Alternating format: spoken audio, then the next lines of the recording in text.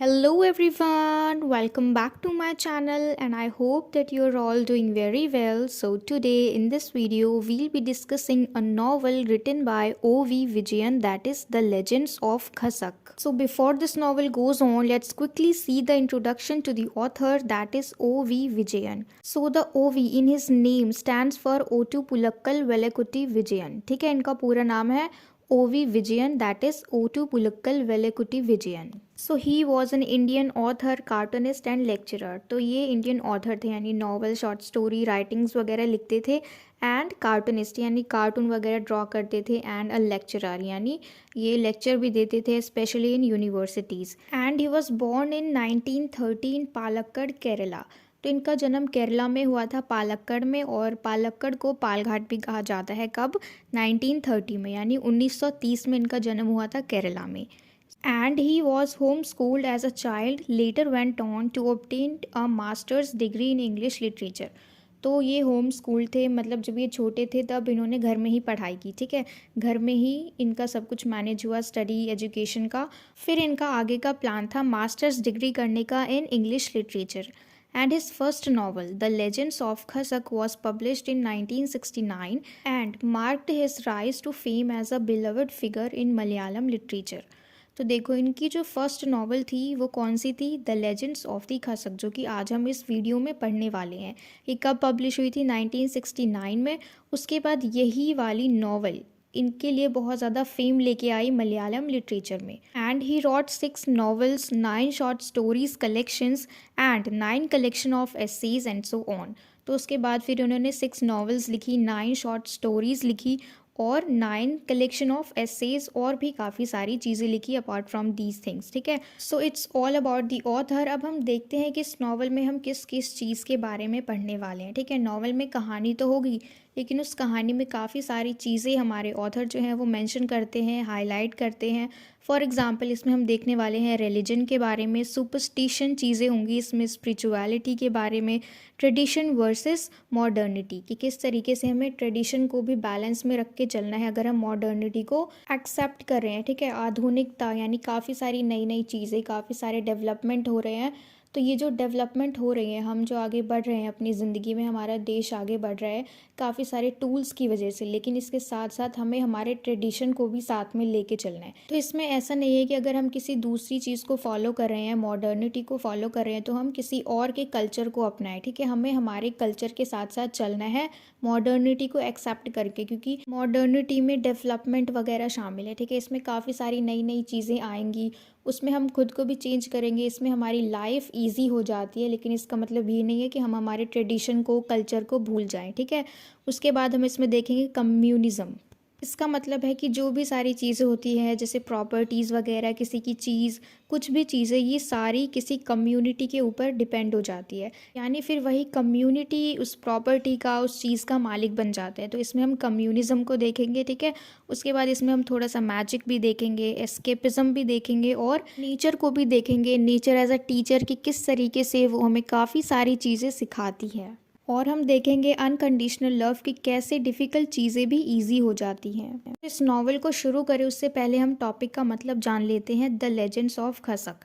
देखो, जो लेजेंड है इसका क्या मतलब होता है? इसका मतलब होता है कोई ट्रेडिशनल स्टोरी जो हिस्ट्री से बिलोंग करती हो, लेकिन मोस्ट ऑफ द टाइम ये रियल नहीं होती है. ठीक है, यानी ये फिक्टिशियस होती है, नकली होती है, हम कह सकते हैं इमेजिनरी, काल्पनिक जो होती है ना वो होती है. लेकिन इसके अंदर जो कहानियाँ होती हैं वो रियल से रिलेटेड होती हैं थोड़ी थोड़ी. तो द लेजेंड्स ऑफ खसक. अब ये जो खसक है ये भी एक जगह का नाम है, प्लेस का नाम है, लेकिन ये जगह भी रियल नहीं है. ठीक है, ये भी एक फिक्शनल प्लेस है. इस कहानी में जिस जगह के बारे में हम पढ़ने वाले हैं, फिक्शनल प्लेस, वो है खसक. ठीक है, लेकिन this is based on the real place जो कि है थासरक. और ये कहाँ पे है? पलाक्कड़ में. यानी देखो, जो हमारे ऑथर हैं O.V. विजयन, ये रियल में केरला से हैं, केरला में पलाक्कड़ से. ठीक है, और पलाक्कड़ में ये जगह है थासरक, लेकिन यहाँ पे इन्होंने थासरक को खसक कर दिया. ठीक है, अब खसक में हम ऐसी कहानी पढ़ने वाले हैं जो कि थोड़ी सी इनसे रिलेटेड है. पूरी नहीं है, सिर्फ थोड़ी सी है। और वो क्या है, देखो हमारे जो ऑथर है ओवी विजयन, इनकी फैमिली ने एक फार्म हाउस लिया था रेंट पे, कहाँ पे, थासरक में, ठीक है, जो कि पलक्कड़ में ही। और क्यों लिया था, क्योंकि जो इनकी सिस्टर है ओवी विजयन की सिस्टर यानी ओवी उषा, इनका नाम है उषा, ठीक है, इनको अपॉइंट किया गया था as a government teacher in a school, a single teacher, ठीक है, फॉर प्राइमरी स्कूल। कब, 1956 में। अब देखो किस लिए, क्योंकि एक पूरा गवर्नमेंट स्कूल है, लेकिन ये प्राइमरी स्कूल है, तो इसमें छोटे छोटे बच्चे होंगे और कम बच्चे होंगे, ठीक है। तो वहाँ पे इनकी सिस्टर को single teacher, as a single teacher, यानी पूरे स्कूल में सिर्फ एक ही टीचर होगा जो उन सारे बच्चों को संभालेगा, तो इसलिए इनकी सिस्टर को अपॉइंट किया गया था, ठीक है। तो इसलिए ये लोग कहाँ गए थे, थासरक में रुकने के लिए 1 साल के लिए। और जैसे ही इनकी सिस्टर की जॉब लगी स्कूल में, उसी साल इनकी जॉब छूट गई जहाँ पे ये कॉलेज में टीचर थे, ठीक है। तो फिर इन्होंने क्या किया कि ये अपनी फैमिली के साथ वहीं पे रहने आ गए थासरक में, उसी फार्म हाउस में। तो ये अपनी फैमिली के साथ रहने लगे वहीं पे। और ये हमने क्यों जाना, क्योंकि ये छोटी सी बैकग्राउंड है, हम जो नॉवल पढ़ने वाले हैं इसमें भी ऐसा ही एक कैरेक्टर आएगा, रवि, जो कि अपने घर से यानी अपने गांव से किसी दूसरे दूर गांव में जाएगा पढ़ाने के लिए, और उसे भी ऐसे ही as a single teacher appointment मिली हुई है, यानी ये भी जाएगा एक प्राइमरी स्कूल में पढ़ाने के लिए, जहाँ पे सिर्फ पूरे स्कूल में सिर्फ यही एक टीचर होगा, उन बच्चों को संभालेगा, ठीक है। तो इतनी ही कहानी मैच करती है हमारे ओवी विजयन, हमारे जो ऑथर हैं उनसे, क्योंकि उनके सिस्टर को भी ऐसे ही अपॉइंट किया गया था एक स्कूल में अकेले टीचर, सिंगल टीचर के लिए। और ऐसे ही हमारा जो एक कैरेक्टर है रवि इस नावल का, उसको भी ऐसे ही अपॉइंट किया गया है एक सिंगल टीचर के लिए, ठीक है। और डिफरेंस क्या है कि ये जो रवि है ये खसक विलेज में है, यानी फिक्शनल विलेज में है, और जो हमारे ऑथर हैं वो एक रियल विलेज में है जिसका नाम है थासरक। तो ये जो थासरक है इसी को इन्होंने अपनी इस नावल में खसक कर दिया है, जो कि एक फिक्शनल विलेज है, फिक्शनल प्लेस है, ठीक है। तो ये रियल नहीं है। तो इतना हमें जानना ज़रूरी था इस नावल के लिए, क्योंकि इनकी रियल लाइफ का छोटा सा पार्ट इन्होंने इस नावल में ऐड किया है, ठीक है, कि हम अच्छे से समझ पाएँ इस नावल को। तो अब हम स्टार्ट करते हैं। सबसे पहले हम देखेंगे सारे मेन कैरेक्टर्स। तो सबसे पहला हमारा मोस्ट इम्पॉर्टेंट कैरेक्टर है वो है रवि, जो कि एक अंडर ग्रेजुएट स्टूडेंट है ऑफ एस्ट्रोफिज़िक्स।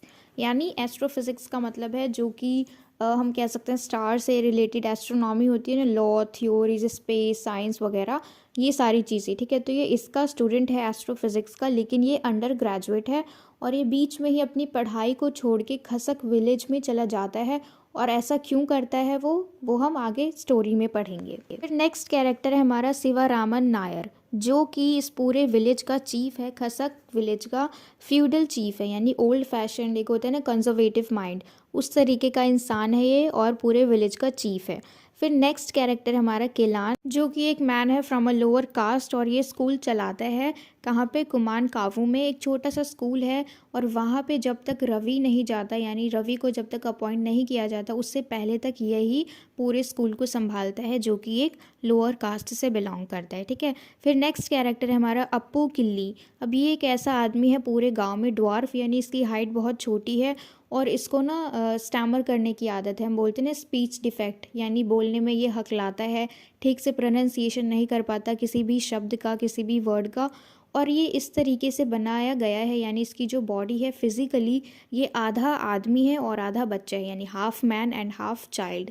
लेकिन गांव के लोग, क्योंकि ये सबसे अलग है, इसलिए गांव के लोग इसको भगाते नहीं हैं, इसे बेकार नहीं कहते, इसकी बेइज्जती नहीं करते, क्या करते हैं, इसकी इज्जत करते हैं, क्योंकि वो समझते हैं कि ये एक नेचर गिफ्ट है, क्योंकि ये सबसे अलग है। तो इसलिए इन सबको लगता है गांव वाले लोगों की ये गिफ्ट ऑफ नेचर है, गिफ्ट ऑफ गॉड है, इसलिए पूरे गांव वाले इसको बहुत प्यार करते हैं, सब इसकी इज्जत करते हैं, और इसको ऐसे रखते हैं जैसे ये उनका खुद का बच्चा हो, ठीक है। फिर हम देखेंगे नेक्स्ट कैरेक्टर हमारा अल्लाह पिचा, ठीक है, जिसको कि खसक गांव का मुल्ला भी कहा जाता है, और बच्चे जो है इसको मुल्लक भी बोलते हैं, ठीक है। यानी ये तीनों ही सेम है, अल्लाह पिचा, मुल्ला और मुल्लक, यानी ये तीनों नाम एक ही इंसान के हैं, ठीक है। फिर हम मिलेंगे आगे एक छोटी सी 10 साल की बच्ची से, जिसका नाम है कुन्हा मीना। अब क्योंकि देखो ये साउथ इंडियन राइटिंग है, तो हमें इसमें ऐसे नाम मिलेंगे ही जो कि difficult to pronounce and difficult to learn, but it's all right, ठीक है। तो चलिए हम आगे देखते हैं। फिर नेक्स्ट कैरेक्टर है हमारा निज़ाम अली। फिर हम देखेंगे मायमुना, जो कि एक औरत है। फिर उसके बाद हम देखेंगे अतार, ठीक है, जो कि एक फैक्ट्री को चलाता है और फर्स्ट कैपिटलिस्ट है खसक गांव का। कैपिटलिस्ट इसका मतलब है कि कोई ऐसा इंसान जो अपने पैसे को यूज़ करता हो किसी बिजनेस में, ट्रेड में, ठीक है। तो ये ऐसा पहला इंसान है इस गांव का। हमारा नेक्स्ट कैरेक्टर है चुकरू, जो कि मायमूना का हस्बैंड है, ठीक है। और फिर हम देखेंगे आबिदा, जो कि मायमूना और चुकरू की बेटी है, यानी लेकिन ये स्टेप डॉटर है मायमूना की, ठीक है। चुकरू की जो पहली वाइफ थी ये उसकी डॉटर है। तो चुकरू तो इसके रियल फादर हैं आबिदा के, लेकिन मायमूना जो है ये इसकी स्टेप मदर है, ठीक है। फिर हम देखेंगे पद्मा, जो कि रवि की पुरानी गर्लफ्रेंड है, ठीक है। फिर हम देखेंगे कप्पू अच्चान, ये एक गॉसिप मॉन्गर है। गॉसिप मॉन्गर का मतलब होता है ऐसे इंसान जो दूसरों की बातों को इधर उधर फैलाने में बहुत ज़्यादा तेज होते हैं ना, कि इसकी बात वहाँ फैला दी, उसकी बात यहाँ फैला दी, हर जगह बैठ के सबकी बात जान ली और फिर पूरे गांव में फैला दी। फिर हमारा नेक्स्ट कैरेक्टर है जो कि है चांद उम्मा। ये एक विडो है, यानी इसका पति नहीं है और इसके 2 बच्चे हैं, ठीक है। और ये दोनों बच्चे इसके मर जाते हैं इस कहानी में आगे चल के। तो देखो वैसे तो इसमें काफ़ी सारे माइनर कैरेक्टर्स हैं, लेकिन जितने कैरेक्टर्स के आसपास ये कहानी घूमेगी उतने हम देख चुके हैं, और बाकी सारे आएंगे लेकिन उनका थोड़ा थोड़ा रोल होगा और फिर आके चले जाएंगे। तो अब फाइनली हम इस नॉवल को शुरू कर रहे हैं। तो this novel opens with the arrival of Ravi, ठीक है। यानी ये रवि जो है ये बस से अब आ चुका है कहाँ पे, कुमन कावू बस स्टॉप पे। और यहाँ पे ये रोड साइड में जाके दुकान में जाके शरबत पीता है ठंडा ठंडा, उसके बाद थोड़ा अच्छा फील करता है और फिर वो चल के जाता है खसक विलेज में, ठीक है। पहले बस स्टॉप पे उतरता है, फिर वहाँ से उतर के खसक विलेज में जाता है, और इस बस स्टॉप का नाम है कुमन कावू बस स्टॉप, ठीक है। ये खसक में किस लिए आया है, क्योंकि खसक गांव का जो डिस्ट्रिक्ट बोर्ड है इन्होंने डिसाइड किया है कि प्राइमरी स्कूल में सिंगल टीचर होगा, और ये सिंगल टीचर कौन होगा, रवि को अपॉइंटमेंट मिली हुई है सिंगल टीचर के लिए, ठीक है। तो इसलिए अब ये खसक विलेज में आया हुआ है एज अ टीचर।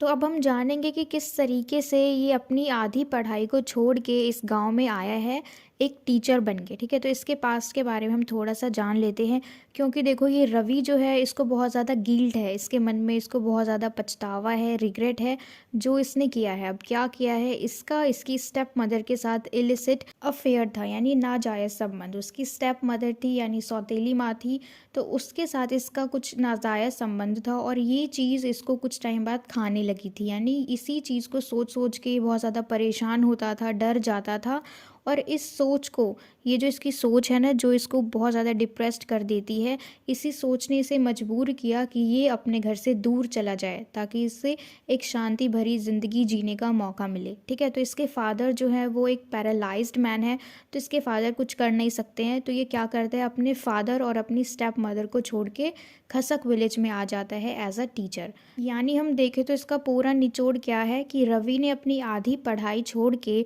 टीचर बनने का क्यों सोचा, क्योंकि इसको इस चीज़ से दूर जाना था जो इसे बहुत ज़्यादा परेशान कर रही थी। बाद में इसे ये चीज़ रियलाइज़ हुई कि इसने जो भी किया वो सही नहीं किया, तो इसलिए ये अपने पैरालाइज्ड फादर को छोड़ के अपने गांव से दूर आ जाता है, कहाँ पे, खसक गांव में एज अ टीचर। और जैसे ही ये खसक गांव में पहुंचता है, इसका वेलकम करने के लिए यहाँ पे शिवा रमन नायर है जो कि फ्यूडल चीफ है इस विलेज का, ठीक है। तो ये इसका स्वागत करने के लिए पहुँचे हैं, क्योंकि इन्होंने ही अपने स्कूल को, जिस स्कूल में अब रवि पढ़ाने वाला है, ये स्कूल इनका ही सीडिंग हाउस है। सीडिंग हाउस का मतलब कुछ बिजनेस करने का काम, जो भी वो छोटा मोटा काम करते थे अपने घर में, उस घर को इन्होंने स्कूल बना दिया अब, ठीक है। इसको उन्होंने कन्वर्ट कर दिया एक स्कूल में। शिवा रामन नायर ने ऐसा क्यों किया, उन्होंने अपने सीडिंग हाउस को स्कूल में कन्वर्ट क्यों किया, क्योंकि देखो इसके पीछे ये रीज़न है क्योंकि इनका एक्स्ट्रा मैरिटल अफेयर था, और क्योंकि इनकी वाइफ को पता ना लगे इसलिए इन्होंने अपने सीडिंग हाउस को एक स्कूल में कन्वर्ट कर दिया, ताकि ये जो कर रहे हैं वो भी करते रहें, और अगर स्कूल है तो यहाँ पे इनकी वाइफ आएंगी नहीं, तो इस चीज़ से ये बच जाएंगे। तो इसलिए इनका रीज़न यही है, मेन रीज़न, कि इन्होंने अपने हाउस को एक स्कूल में कन्वर्ट कर दिया। और खसक विलेज में एजुकेशन सेंटर बहुत कम है, और जो हमारे चीफ है शिवा रामन, इनके हिसाब से तो 2 ही है, एक तो मद्रास में है और दूसरा है कुमन कावू में। ये भी एक जगह का नाम है जहाँ पे अभी हमने देखा ना कि रवि आ रहा था वहाँ से, ठीक है, जहाँ पे बस रुकी थी, कुमन कावू। तो एक स्कूल कुमन कावू में है, और उसको कौन चलाता है, केलान, जो कि एक मैन है फ्रॉम अ लोअर कास्ट। तो अब जैसे जैसे हम कहानी की तरफ आगे बढ़ रहे हैं, तो ऑथर जो है वो हमें इंट्रोड्यूस करा रहे हैं बाकी सारे कैरेक्टर से जो कि खसक में रहते हैं, ठीक है। तो जैसे कि हमने देखा था अप्पू किली, जो कि एक ड्वार्फ मैन है, पूरे विलेज में एक यही सबसे अलग है दिखने में, और इसकी हाइट बहुत ज़्यादा कम है, हाफ चाइल्ड और हाफ मैन, और इसे बोलने में भी प्रॉब्लम होती है। फिर हम देखेंगे अल्लाह पिचा, जिसने अपने सीडिंग हाउस को स्कूल में कन्वर्ट कर दिया ठीक है। तो ये बहुत ही ज़्यादा डिप्रेस्ड है, बहुत ही ज़्यादा अपसेट है, डिस्टर्ब्ड है, क्योंकि इसने न्यूज़ सुन ली है कि रवि आने वाला है। अब रवि एक एजुकेटेड मैन है और इसकी पढ़ाई भी मॉडर्न एजुकेशन के थ्रू हुई है, तो अब इसे डर लग रहा है कि क्योंकि अगर ये आ रहा है तो ये अपने साथ साथ न्यू स्ट्रैटेजीज ऑफ एजुकेशन लेके आएगा, नई नई चीज़ें लेके आएगा, साइंस लेके आएगा अपने साथ, और फिर स्कूल में बच्चों को वही पढ़ाएगा। बच्चों को वही पढ़ाएगा तो बच्चे भी वही सीखेंगे। तो इस तरीके से इसे डर लग रहा है कि इसका जो अपना ट्रेडिशन है कहीं नई पढ़ाई की वजह से, इस मॉडर्न एजुकेशन की वजह से वो चीज़ ना छूट जाए। तो ये बहुत ज़्यादा अपसेट है रवि के आने से, क्योंकि देखो टीचर का बहुत ज़्यादा फ़र्क पड़ता है। अगर टीचर जैसा होता है वो उसी तरीके से पढ़ाता है, और जिस तरीके से वो पढ़ाएगा बच्चे उसी तरीके से पढ़ेंगे, है ना। तो इसलिए टीचर पे ही सब कुछ बेस्ड होता है। तो अब इसलिए अल्लाह पिच्चा जो है ये डर रहे हैं, क्योंकि रवि जो है अब स्कूल में आ गया है, जो कि एक मॉडर्न एजुकेशन को अपने साथ लेके आ रहा है। इसलिए ये जो अल्लाह पिच्चा है ये अपने स्कूल में सारे स्टूडेंट्स से प्रॉमिस करवाता है कि चाहे कुछ भी हो जाए, तुम इस स्कूल को छोड़ के काफिर के स्कूल में मत चले जाना, कहीं दूर मत चले जाना हमारे स्कूल को छोड़ के। यहाँ भले ही न्यू टीचर आ रहे हैं लेकिन पढ़ाई फिर भी अच्छी होगी, ठीक है। तो इनके स्कूल में ट्रेडिशन के हिसाब से जो अल्लाह पिच्चा है, इनके लिए इनके स्टूडेंट्स ही ब्रेकफास्ट लेके आते हैं एवरी डे। तो हमेशा की तरह सारे बच्चे इनके लिए ब्रेकफास्ट लेके आते हैं, लेकिन जो 10 ईयर ओल्ड गर्ल थी जिसका नाम था कुन्हा मिन्ना, ये क्या करती है, इनके हिस्से का ब्रेकफास्ट मोर को खाने के लिए दे देती है, एक पीकॉक को दे देती है। अब इसके बदले में जो अल्लाह पिच्चा है इससे प्रॉमिस करवाते हैं, क्योंकि देखो इसने ब्रेकफास्ट नहीं दिया सारे बच्चों की तरह, तो अब एज अ पनिशमेंट, ठीक है, वैसे तो ये कोई पनिशमेंट नहीं है, पर फिर भी वो इसके बदले में उससे प्रॉमिस करवाते हैं कि देखो तुमने मेरे हिस्से का किसी और को दे दिया, तो अब तुम्हें इसके बदले में एक प्रॉमिस करना पड़ेगा। और वो क्या प्रॉमिस है कि तुम कभी भी मद्रास को छोड़ के किसी और स्कूल में पढ़ने के लिए नहीं जाओगी। तो यहाँ पे कुन्हा मिन्ना ये प्रॉमिस करती है कि वो कभी भी इस स्कूल को छोड़ के नहीं जाएगी। जैसे जैसे नैरेटिव आगे बढ़ता है उसमें हम देखेंगे कि हमारे ऑथर 12 साल पहले जाते हैं और अल्लाह पिच्चा के पास्ट को बताते हैं, ठीक है, उनकी जो थोड़ी कहानी है वो हमें बताते हैं। अब अल्लाह पिच्चा जो है ये एक बच्चे को अडॉप्ट करते हैं, जो कि एक अनाथ बच्चा होता है जिसका नाम होता है निज़ाम अली, ठीक है, निज़ाम अली। और ये इस बच्चे को इसलिए अडॉप्ट करते हैं, इसलिए अपनाते हैं, इस उम्मीद में कि आगे जाके जो अगला मुल्ला होगा खसक का वो यही बनेगा, यानी निज़ाम अली बनेगा अगला मुल्ला खसक का, क्योंकि पहले मुल्ला तो ये खुद ही है, ठीक है, अल्लाह पिच्चा पहले मुल्ला है, और फिर इनके बाद जो अगला मुल्ला होगा खसक का वो कौन होगा, निज़ाम अली। लेकिन ये निज़ाम अली जो है ये एक रिबेलियस मैन है, ठीक है, ये मना कर देता है अपने बालों को शेव्ड करवाने के लिए अकॉर्डिंग टू मुस्लिम कस्टम्स। तो यानी जो चीज़ इससे कहा जा रहा है ये वो भी नहीं कर रहा है, ठीक है, मतलब हम कह सकते हैं एक तरीके से ये बहुत ज़्यादा स्टबर्न है और इससे जो चीज़ कही जा रही है ये नहीं कर रहा है, यानी जो भी उम्मीदें हैं अल्लाह पिच्चा की इससे, ये उन सारी उम्मीदों पे पानी फेर रहा है, ठीक है। इसी के साथ साथ अब देखो इसने क्या किया, ये उन्हीं की बेटी से शादी कर लेता है, उन्हीं की डॉटर से, मैमूना, जो कि उसकी सिस्टर लगेगी रिश्ते में, क्योंकि अगर इसके फादर ने इसे अडॉप्ट किया है और उसी की बेटी जो है मायमूना या फिर मैमूना आप जो भी कह लो, ये उसी से शादी कर लेता है। उसके बाद खसक विलेज को छोड़ के ये एक फैक्ट्री में चला जाता है, ठीक है। फैक्ट्री कौन चलाता है, अत्तार, जो कि खसक विलेज का फर्स्ट कैपिटलिस्ट है, यानी इसी ने पहले हिम्मत की कि चलो अपना पूरा पैसा लगा के कुछ किया जाए, कुछ नया काम शुरू किया जाए। तो इसने क्या नया काम शुरू किया, एक फैक्ट्री बनाई। अब इसकी कौन सी फैक्ट्री है, बीड़ी रोलर की, यानी सिगरेट होता है ना बीड़ी, वो चीज़ के लिए ये चला गया खसक को छोड़ के अत्तार के पास उसके फैक्ट्री में काम करने के लिए। अत्तार जो है ये एक एम्बिशियस मैन है, ठीक है, और ये अपने विलेज को छोड़ देता है खसक को, और फिर बाद में जो इसका पैसा है, जो भी ये मटेरियल लगाता है अपने फैक्ट्री को स्टार्ट करने के लिए, वो सब करके ये पास में ही, यानी खसक के पास में गुमन कावू जो गांव है वहाँ पे ये अपनी फैक्ट्री खोल लेता है। देखो 5 साल तक ये निज़ाम अली जो है ये अत्तार के अंडर में काम करता है, बहुत हॉरिबल कंडीशन में, वही थोड़ी बहुत इसको दिहाड़ी मिल जाती है रोज़ की। अब ये क्या करता है, 5 साल बाद ये अपनी खुद की सक्सेसफुल एक कंपनी खोलता है, एक बिज़नेस खोलता है।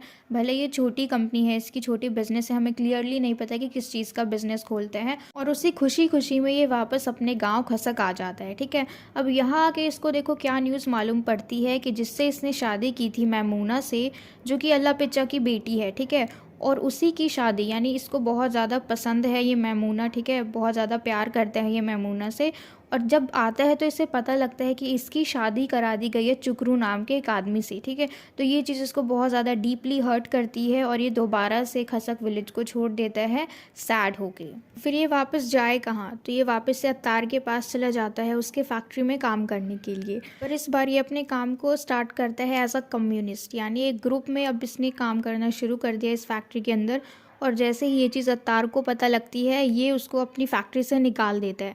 अब निकलने के बाद ये तुरंत हड़ताल शुरू कर देता है, इसकी अजीब अजीब हरकतें, क्योंकि देखो इतना ज़्यादा डिप्रेस्ड भी है, अभी अभी इसका दिल टूटा है, अब इसको समझ नहीं आ रहा क्या करना है। उसके बाद इसके अंदर रिवेंज लेने की भावना भी आ गई है, ठीक है। तो अब बहुत ही अजीब अजीब हरकतें कर रही है जल्दबाजी में। अब इसने स्ट्राइक करना शुरू कर दिया जैसे ही इसे फैक्ट्री से निकाला गया। अब इसकी इस हरकत ने क्या किया कि इसको पुलिस लोगों ने पकड़ लिया और अब इसकी बहुत ज़्यादा पिटाई हो रही है जेल के अंदर। ये जैसे ही जेल से निकलता है इसको रियलाइज़ होता है कि इसके साथ कितना कुछ हुआ। बचपन में इसके पेरेंट्स नहीं थे, ये अनाथ था, ऑर्फन था। फिर उसके बाद इसको अल्लाह पिचा ने अडॉप्ट किया। फिर अल्लाह पिचा के हिसाब से देखो ये तो कुछ करना नहीं चाह रहा था, लेकिन इसके हिसाब से तो ऐसा ही लग रहा था इसको कि अल्लाह पिचा इसको फोर्स कर रहे हैं कि ये नेक्स्ट मुल्ला बने खसक विलेज का, लेकिन इसको ऐसा कुछ नहीं करना था। फिर उसको जिससे प्यार था उसकी शादी किसी और से करा दी इसकी गैर मौजूदगी में, ठीक है। और इसके पास अब पैसा भी नहीं है, तो ये सारी चीज़ें इसको, एक कहते हैं ना इंसान को पागल कर देती है, तो इस तरीके से अब इसका बिहेवियर हो गया, ठीक है। फिर ये क्या करता है एंड में, देखो क्या करता है कि अब ये एक सेल्फ प्रोक्लेम्ड खाजी बन चुका है, सुपीरियर स्पिरिचुअल बीइंग। यानी अब इसके अंदर ऐसे कुछ पावर्स आ गए हैं, स्पेशल पावर्स आ गए हैं, and blessed with special powers by the ghost और जिन एंड जिन ऑफ शायद मियाँ शेख। अब शायद मियाँ शेख कौन है, ये इनके लोकल डियटी हैं खसक के, खसक विलेज के। तो इनके थ्रू अब इसको ये सारे पावर्स मिल चुके हैं, ये ब्लेस्ड हो चुका है, तो अब इसके पास स्पेशल पावर्स हैं, ठीक है। तो ये अपने आप में ही एक सेल्फ प्रोक्लेम्ड खाजी बन चुका है। तो अब इन सुपर पावर्स को लेके ये फिर से वापस लौट जाता है खसक में। अब क्योंकि ये खासी बन चुका है तो इसका पहनावा भी अब बिल्कुल वैसा ही होगा। तो इसने क्या पहना हुआ है, क्लोक। ये ऊपर से नीचे तक का होता है, मतलब पूरा कह सकते हैं हम जैसे जादूगर लोग पहनते हैं ना, उस तरीके से। इसके पास मिस्टिक पावर्स हैं, यानी रहस्यमयी शक्तियाँ आ चुकी है। चैंटिंग स्पेल्स, अब मतलब ये किस तरीके से एंट्री कर रहा है खसक विलेज में हम ये देखेंगे, ठीक है। क्योंकि इसके पास अभी पावर्स है चैंटिंग स्पेल्स, यानी ये कुछ कुछ बोलते बोलते आ रहे हैं मंत्र और दूसरों को उपदेश देते हुए आ रहा है, ठीक है। जो भी इसके आसपास लोग हैं ना उन सबको। तो जो मुलक्का है यानी हमारे अल्लाह पिचा जो इसके फादर हैं, ठीक है, जिन्होंने इसको अडॉप्ट किया था अल्लाह पिचा ने, उनको चिढ़ हो रही है इसको देख के। और फिर भी ये क्या करता है निज़ाम अली, ये ओपनली सपोर्ट करता है न्यू स्कूल को जिसके अंदर सिंगल टीचर है। और ये सिंगल टीचर कौन है, रवि। और इस रवि से अल्लाह पिक्चर को प्रॉब्लम है just because of modern education. और जैसे ही ये न्यू स्कूल ओपन होता है तो इस स्कूल के अंदर शिवा रामन जो है, जो इस पूरे विलेज के चीफ हैं, ये क्या करते हैं सजाने के लिए, जैसे हमने भी देखा होगा जब हमारे स्कूल में कोई नए लोग आते हैं तो हम अपनी क्लास को सजाते हैं, है ना, काफ़ी सारी ड्राइंग्स लगा के, किसी किसी फ्रीडम फाइटर्स की फ़ोटो लगा देते हैं, प्रेसिडेंट की फ़ोटो लगा देते हैं, प्राइम मिनिस्टर की लगा देते हैं। तो इसी तरीके से ये जो शिवा रामन है ये भी अपने स्कूल में 3 फोटोज़ लगाते हैं। किन किन के, गांधी जी के, हिटलर के और मंकी गॉड हनुमान जी के, ठीक है। इन तीनों की फ़ोटोज़ को लगा देते हैं वो दीवार पे सजाने के लिए। और ये तीनों ही कुछ ना कुछ शो कर रही है। गांधी जी क्योंकि फ्रीडम में इनका सहयोग था, हिटलर जो कि पावर को शो करता है, और गॉड हनुमान ये तो स्ट्रेंथ को शो करते हैं, बल को शो करते हैं। और क्योंकि भगवान है तो भगवान तो देखो प्रेम के सागर होते हैं, दया के सागर होते हैं, सुख के सागर होते हैं।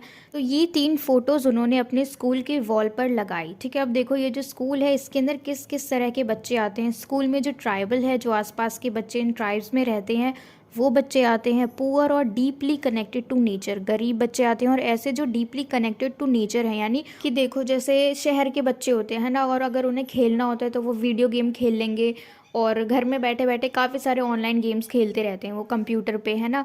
और वैसे ही हम देखें गांव के बच्चे, तो एक तो उनके काम ही इतने डिफ़िकल्ट होते हैं, गाय को चराना, घास लेके आना, खेतों में जाना, है ना।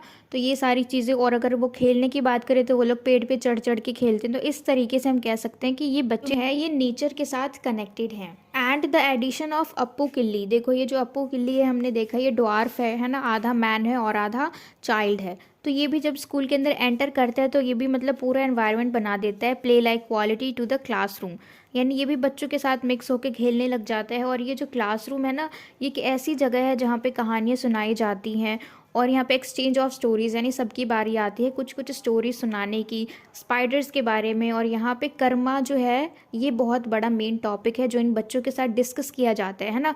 कर्मा की जो हम करते हैं वैसा भरते हैं, the cycle of Karma never stops.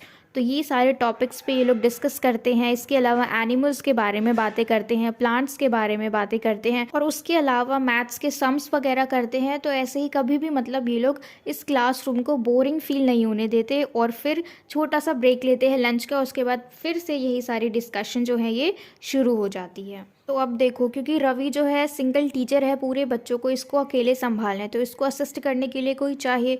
तो ये जो माधवन नायर है, शिवरामन के नेफ्यू है माधवन नायर, अब ये अरेंज कर देते हैं आबिदा को ताकि वो उसकी हेल्प कर सके। ठीक है, रवि के लिए आबिदा को अरेंज कर देते हैं ताकि ये हेल्प करे उसकी, ये उसकी हाउस मेड बन जाती है। और ये कौन है? आबिदा जो है ये चुकरू और मैमूना की डॉटर है, लेकिन चुकरू जो है वो आबिदा का रियल फादर है और मैमूना उसकी स्टेप मदर है। ठीक है, क्योंकि जो चुकरू थी उसकी फर्स्ट वाइफ की बेटी है ये आबिदा, और मैमूना की शादी बाद में हुई चुकरू से, तो मैमूना उसकी मदर है लेकिन स्टेप मदर है। ठीक है, रियल मदर नहीं है। ये जो मैमूना है इसका सलूक बिल्कुल भी अच्छा नहीं है आबिदा के टूवर्ड्स। ये हमेशा लड़ने के बहाने ढूंढती रहती है, उसको परेशान करती रहती है और ज़्यादातर ये अपनी शॉप पे ही बैठी रहती है। अब इसमें क्लैरिफाई नहीं किया गया कि इनकी किस चीज़ की शॉप है, किस चीज़ की दुकान है। ठीक है, बस इसमें ये बताया गया है कि ये अपनी दुकान पे ही बैठी रहती है और हमेशा मौका ढूंढती रहती है आबिदा को परेशान करने का, उससे लड़ाई करने का। अब देखो, आबिदा को भी एक तरीके से जॉब मिल गई क्योंकि वो रवि की अब हाउसमेट है, यानी उसको असिस्ट करती है, उसको जो भी सारी चीज़ें चाहिए वो ला के देती है, उसकी हेल्प करती है। तो अब मैमूना जो है इसके ऊपर झूठा इल्ज़ाम लगाती है रवि को सड्यूस करने का। ठीक है, सड्यूस का मतलब है कि to convince somebody to have sex with them. ठीक है, तो ये अक्यूज़ लगाती है आबिदा के ऊपर मैमूना कि किस तरीके से वो रवि को सड्यूस करने की कोशिश कर रही है। और इसी बात पे, इसी झूठे इल्ज़ाम से आबिदा जो है वो बहुत ज़्यादा दुखी हो जाती है और वो सोचती है कि मैं चुप क्यों रहूं, क्योंकि ये तो झूठ है। तो ये एकदम से चिल्लाने लग जाती है अपनी मदर के ऊपर, मैमूना के ऊपर। और जब ये चिल्लाती है, रोती है, तो पूरे गाँव वाले जग जाते हैं।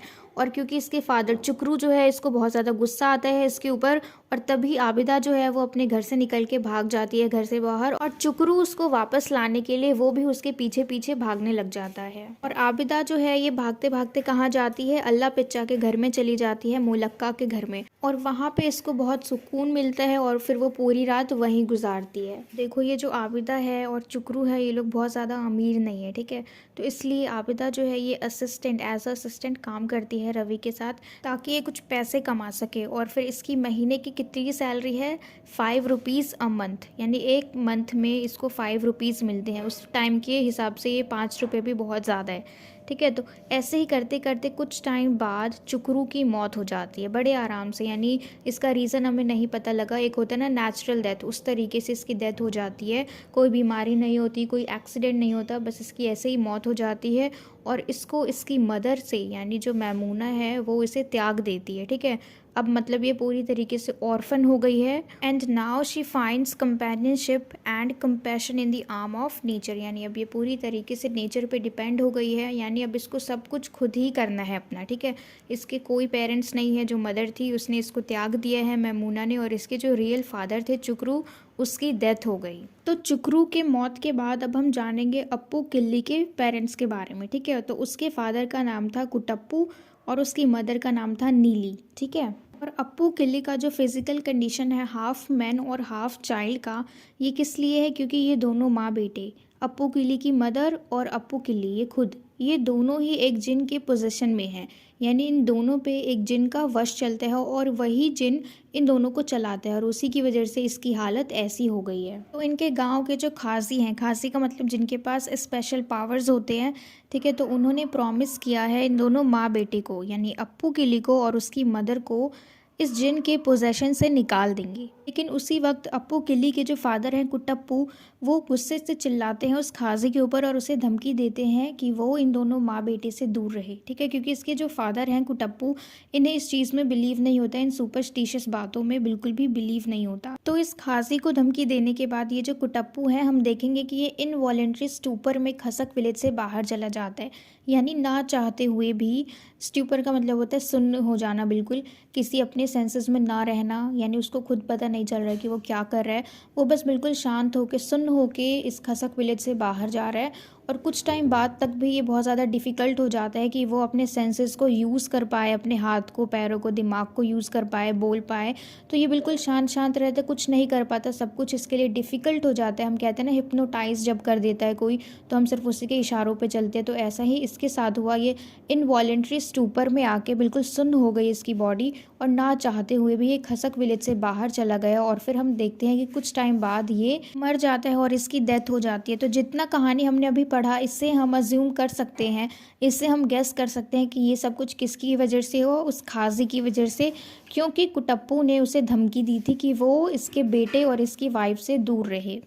और कुट्टप्पू के मौत होने के तुरंत बाद ही जो नीली है ये बीमार पड़ने लग जाती है, और खाजी के बहुत ज़्यादा मेहनत करने के बाद, बहुत कोशिशों के बाद भी वो इसे बचा नहीं पाता, और लास्ट में नीली की भी डेथ हो जाती है। अप्पू किल्ली जो है ये बिल्कुल ऑर्फन हो गया, इसके पेरेंट्स नहीं है, ये अनाथ हो गया, और अब इसको बहुत ज़्यादा हाई फीवर है। ठीक है, और विलेजर्स जो हैं, गांव के जो लोग हैं, वो ऐसा मानते हैं कि नीली की जो ग्रीविंग स्पिरिट है, यानी उसकी तड़पती हुई जो आत्मा है, उसने अप्पू किल्लीस की बॉडी को पोजेस कर लिया है, यानी अप्पू किल्ली की बॉडी में अब उसकी मदर है, और नीली की आत्मा ही अप्पू को चलाती है। ठीक है, तो गांव वाले जो लोग हैं वो एक झाड़ फूक जो होता है ना, वो अरेंज करते हैं, एग्जॉर्सिज्म उसको इंग्लिश में बोलते हैं, झाड़ फूक करवा के नज़र उतरवाते हैं। तो इस तरीके से अप्पू किल्ली के लिए गाँव वाले लोग ये सब अरेंज करते हैं, और गांव के जो लोकल प्रीस्ट हैं, उनका नाम है कुट्टादन, इनको बुलवाते हैं और इसकी झाड़ फूक करवाते हैं। और ऐसा करने के बाद इसका जो फीवर है वो धीरे धीरे कम होने लग जाता है,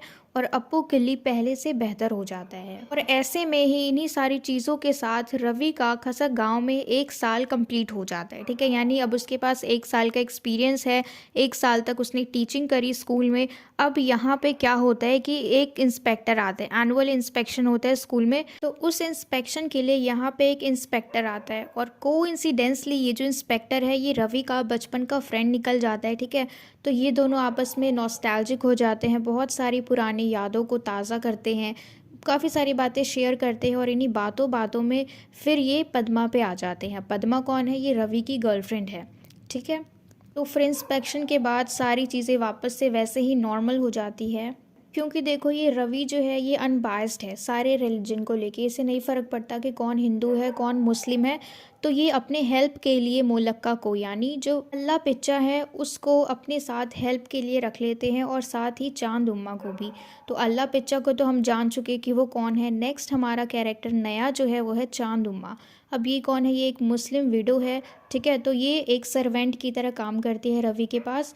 तो मतलब देखो यहाँ पे जो शिवा रामन नायर है, जो चीफ है, जिनका ये स्कूल है, ठीक है, जिनका सीडिंग हाउस था और अब एक स्कूल है, तो इनको ये चीज़ बहुत बुरी लगती है कि रवि मुस्लिम लोगों को अंदर आने देता है, उनको काम पे रखता है, क्योंकि ये एक हिंदू है। शिवा रामन नायर जो है, इन्हें बिल्कुल नहीं पसंद कि कोई मुस्लिम एंटर करे, लेकिन अभी जो रवि ने 2 लोगों को काम पे रखा है, ये दोनों ही मुस्लिम है। ठीक है, अब आगे देखो हम क्या पढ़ेंगे कि हमने शुरू में ही पढ़ लिया था एक गॉसिप मॉन्गर के बारे में, जो था कप्पू अच्चान। अब ये क्या रूमर फैलाता है पूरे गाँव में कि चांद उम्मा और रवि, इन दोनों का आपस में कुछ चल रहा है। ठीक है, इन दोनों का अफेयर है, और इसने सारे गांव में झूठ बोल दिया है कि चांद उम्मा जो है ये रवि की मिस्ट्रेस है। तो जो शिवा रामन नायर है, उनका जो भतीजा है, उनका जो नेफ्यू है माधवन नायर, ये रवि का बहुत अच्छा दोस्त बन जाता है। यानी रवि और माधवन नायर ये दोनों बहुत ही अच्छे दोस्त बन जाते हैं। और माधवन नायर जो है ये पेशे से एक टेलर है, यानी ये सिलने का काम करता है, क्योंकि ये चीज़, ये सिलने का काम जो है इनके प्रोफेशन से नीचे है, इनकी कास्ट से नीचे है। ठीक है, क्योंकि ये ऊंची जाति के लोग हैं, तो इनके ऊपर ये काम सूट नहीं करता, पर फिर भी ये टेलरिंग ही चूज़ करता है।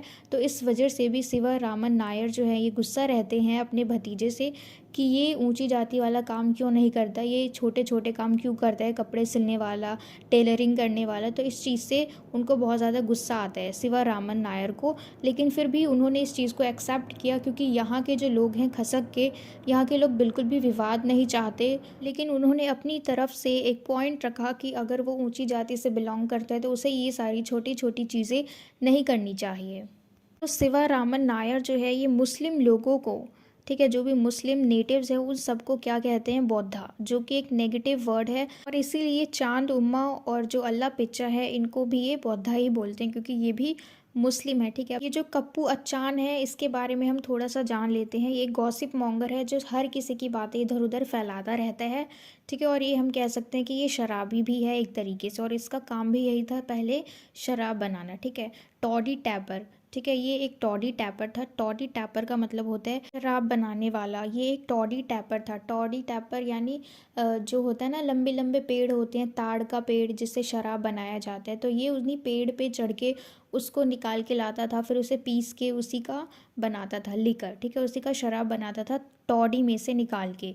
तो ये यही शराब सबको बेचता था। लेकिन गवर्नमेंट का जो एक रूल आया, नया रूल, तो उसमें ये सब बिल्कुल भी मंजूर नहीं था। तो इसलिए इसकी जो शॉप थी शराब की वो बंद हो गई। ठीक है, और इसकी जो वाइफ थी, कल्लू नाम था उसका, तो उसका बहुत सपना था कि वो अमीर बने। और जैसे ही फिर इसकी दुकान बंद होती है कप्पू अचान की, तो वो खसक विलेज छोड़ के चली जाती है, और कप्पू अचान को भी छोड़ के चली जाती है एक ब्रोकन मैन, क्योंकि अब इसकी वाइफ इसको छोड़ के चली गई है तो ये एक ब्रोकन मैन हो गया। और इसी के दुख में ये इधर उधर भटकता है और इधर उधर घूमता रहता है। इसके पास अब कुछ काम नहीं है, तो अब इसने क्या शुरू कर दिया है, चुगलियाँ मारना, चुगली चपाटी, इसकी बात उधर उसकी बात इधर, और झूठ झूठ कुछ भी फैला देता है। सबसे बड़ा झूठ इसने क्या बोला कि चांद उम्मा जो है वो रवि की मिस्ट्रेस है। थोड़ा सा हम चांद उम्मा के बारे में जान लेते हैं। ये देखो एक विडो है, अब यहाँ पे इसमें कहानी बताई गई है कि किस तरीके से ये विडो बनी। ठीक है, किस तरीके से ये विधवा हुई। तो देखो, खसक गांव में एक बहुत ही विशाल सा टैमरिंड का पेड़ है, यानी इमली का पेड़ है, बहुत बड़ा सा। और लेजेंड्स जो हैं वो कहते हैं कि जिस आदमी की वाइफ जो है वो पवित्र होगी, सिर्फ वही आदमी इस पेड़ पर चढ़ पाएगा। ठीक है, और चांद उम्मा का जो हस्बैंड था वो बहुत ही ज़्यादा लालची इंसान था, तो उसने क्या सोचा कि वो जाके सारी इमली तोड़ आएगा और बाज़ार में जाके उसे बेच देगा। लेकिन जब वो चढ़ा उस पेड़ पे और उस पेड़ की टहनी टूट गई और फिर नीचे गिरने से इसकी मौत हो गई, और तब से ये जो चांद उम्मा है ये विधवा है। और क्योंकि जो लेजेंड्स थे वो क्या कहते थे कि इस पे वही आदमी चढ़ सकता है और चढ़ के वापस ज़िंदा वही आ सकता है जिसकी वाइफ पवित्र होगी। ठीक है, लेकिन यहाँ पे देखो, टहनी टूटने से इसके हस्बैंड की डेथ हो गई, लेकिन गांव वाले क्या समझ रहे हैं कि इसकी वाइफ जो थी वो पवित्र नहीं है, इसीलिए ये मारा गया। तो ऐसे में इसके फादर जो हैं वो बहुत ही ज़्यादा शर्मिंदा हो जाते हैं, और इसके फादर खसक विलेज को छोड़ के और चांद उम्मा को भी छोड़ के बाहर चले जाते हैं एज अ वांडरिंग फ़कीर, यानी इधर उधर भटकते रहते हैं। ठीक है, खसक विलेज को त्याग देते हैं यानी इसके पापा। अब ये जो चांद उम्मा है ये विडो भी हो गई और ऑर्फन भी हो गई, यानी अब इसके फादर भी नहीं है और हस्बैंड भी नहीं है। लेकिन इसके दो बच्चे हैं छोटे छोटे, जिनका नाम है कुन्नू नूर और चांदू मुट्ठू। ये दोनों देखो, ये दोनों भी आगे जाके मारे जाते हैं। जब हम इस कहानी में पढ़ेंगे कि एपिडेमिक ऑफ स्मॉल पॉक्स, इसी एपिडेमिक में इन दोनों बच्चों की भी मृत्यु हो जाती है। और इन्हीं दोनों से उम्मीद लगा के बैठी हुई थी चांद उम्मा, जब ये बड़े होंगे तो फैमिली को संभालेंगे। ठीक है, लेकिन ये जो एपिडेमिक आता है, ये जो महामारी फैलती है स्मॉल पॉक्स की, जिसको हम अपनी लैंग्वेज में, हम हिंदी में कहते हैं ना, माता आ जाना। ठीक है, तो ऐसा ही यहाँ पे एक एपिडेमिक फैल जाता है, आगे हम पढ़ेंगे। तो इसी महामारी में इसके दोनों बच्चे शिकार हो जाते हैं और ये दोनों मर जाते हैं, यानी अब इसकी फैमिली में इसके साथ कोई नहीं बचा, ये पूरी की पूरी अकेली है। ठीक है, जैसे जैसे हम इस नॉवल में आगे पढ़ेंगे हम मिलेंगे एक और फैमिली से, जिसमें की है गोपालू पैनिकर, जो कि एक एस्ट्रोलॉजर है यानी ज्योतिष है। फिर है लक्ष्मी, इसकी वाइफ। फिर है इनका एक बेटा जिसका नाम है रामन कुट्टी। ठीक है, और ये लोग खसक के नए स्कूल में भेजते हैं अपने बेटे को, इस उम्मीद में कि ये भी अपने कज़न की तरह पढ़ लिख के एक अच्छा आदमी बने, क्योंकि इसका जो कज़न है वो एक गवर्नमेंट ऑफिस में सिटी क्लर्क की जॉब करता है। तो यही उम्मीद इनको भी है कि रामन कुट्टी भी एक अच्छा पढ़ लिख के एक अच्छी जॉब पाए। तो ये जो गोपालू पैनिकर है ये कुछ टाइम बाद खसक विलेज को छोड़ के कहीं और चला जाता है इन सर्च ऑफ फॉर्चून। और खसक को छोड़ के वो पोलाची में जाके बस जाता है, जो कि एक बिगर तमिल टाउन है नियर खसक, यानी खसक के पास में ही पोलाची है जहाँ पे ये रहने लगा। ठीक है, वहाँ पे कुछ टाइम रहने के बाद ये बहुत ही ज़्यादा रिच बन गया, फेमस हो गया। क्यों? Just because of his healing spells, यानी इसके कुछ ऐसे मंत्र हैं जो लोगों को हील कर देते हैं। ठीक है, उनका क्योर करते हैं, उसका इलाज कर देते हैं इसके मंत्र। और इसके कुछ पोशंस, यानी जो औषधि देता है, ये दवाई देता है, उसकी वजह से ये बहुत ही ज़्यादा फेमस हो गया है और रिच हो गया है। तो कुछ टाइम पोलाची में रहने के बाद इसकी मुलाकात होती है हमारे एक और कैरेक्टर से, जिसका नाम है राम अच्चार, जो कि एक पैनलेस कैटल ब्रीडर है, यानी पशुपालन है। ठीक है, एनिमल्स की देखरेख करता है। तो इसके पास भी बहुत ज़्यादा पैसे नहीं है और ये दोनों टीम अप कर लेते हैं। ठीक है, अब यानी ये दोनों एक साथ मिल के सॉर्सरर बन जाते हैं, जादूगर बन जाते हैं। और ये दोनों साथ में मिल के गाँव के जो लोग हैं उन्हें गलत गलत फेक स्पेल्स, यानी झूठा मूठा कुछ भी मंत्र पढ़ के और उन्हें कोई सी भी दवाई दे के भेज देते हैं। लेकिन इसमें देखो आश्चर्य की बात ये है कि इनके जो स्पेल्स हैं, फेक स्पेल्स हैं, जो भी मंत्र पढ़ते हैं ये लोग और जो भी औषधि देते हैं वो काम कर जाते हैं। ठीक है, तो ये ऐसे ही विलेज में रह रहे हैं आराम से फेक हीलर्स बन के, यानी झूठी झूठी दवाई दे के, झूठे झूठे मंत्र पढ़ के ये लोग अभी आराम से डिसेंट बन के रह रहे हैं उस विलेज में। कुछ टाइम बाद ये वापस से अपने गांव चला जाता है खसक में, जहाँ पे इसकी फेम के बारे में सारे लोगों को मालूम पड़ जाता है कि किस तरीके से ये मंत्र पढ़ के हर चीज़ ठीक कर देता है। तो जैसे जैसे इसकी ये वाहवाही फैलती जाती है पूरे गांव में, तो इसके पास दूर दूर से लोग आते हैं खुद को ठीक करवाने के लिए, इसकी औषधि को लेने के लिए। खसक विलेज में ये ऐसे ही झूठी सॉर्सरी करके, झूठी जादूगरी करके, झूठे झूठे कारनामे करके रहता है। तो अभी तक ये फंसा नहीं है। ठीक है, इसकी रियलिटी के बारे में किसी को भी नहीं पता। अब देखो ये दोनों कितना बड़ा बेवकूफ़ बनाते हैं एक मिलर को, जो कि खसक गांव से दूर रहता है। ठीक है, यानी वो बाहर से आया हुआ है और इसको देखो किस तरीके से बेवकूफ़ बनाते हैं। बहुत बड़ा सा एग्जॉर्सिज्म रखते हैं। ठीक है, बहुत बड़ी सी पूजा रखते हैं जिसमें ये लोग झाड़ फूक करते हैं और उसको किस तरीके से बेवकूफ़ बनाते हैं। देखो, लिकर और इंसेंस स्टिक, यानी अगरबत्ती और शराब, इन दोनों का यूज़ करके ये लोग पता नहीं क्या जादू मंत्र करते हैं और उसको इस चीज़ में बिलीव दिलवाते हैं कि एक बर्निंग लिजर्ड, यानी एक जलती हुई छिपकली है जो कि वो खुद से जलाते हैं। सचमुच में एक छिपकली पकड़ के लाते हैं और उसको जलाते हैं और फिर सुबह उसी जली हुई छिपकली को दिखाते हैं और कहते हैं कि ये देखो, जो भी बुरी आत्मा थी ना तुम्हारे अंदर, ये निकल के जल गई।